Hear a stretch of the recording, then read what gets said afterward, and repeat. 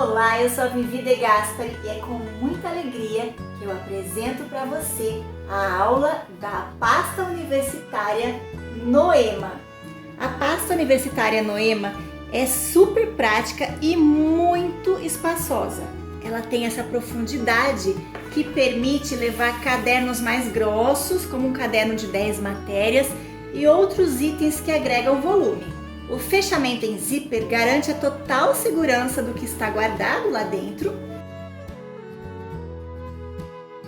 e possui diversos bolsos em tamanhos variados para levar tudo que a gente precisa. 2 bolsos maiores para levar caderno. Este é um caderno de 10 matérias, então cabe tranquilamente. Aqui cabe um livro ou um caderno com 100 folhas. Aqui nós temos um outro bolso, mais um bolso plástico aqui e 2 bolsinhos para itens menores. Deste lado tem este bolso que cabe o tablet, um bolsinho menor que também cabe documentos e o elástico para canetas que comporta até 5 itens.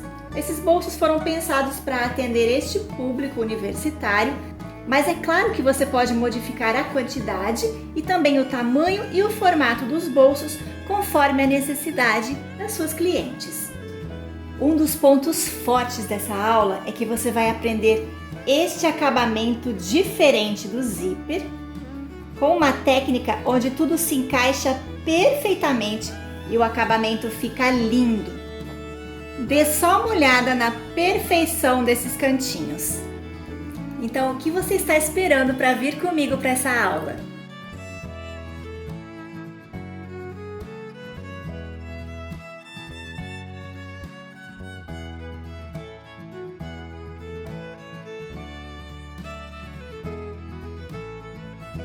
Espero você!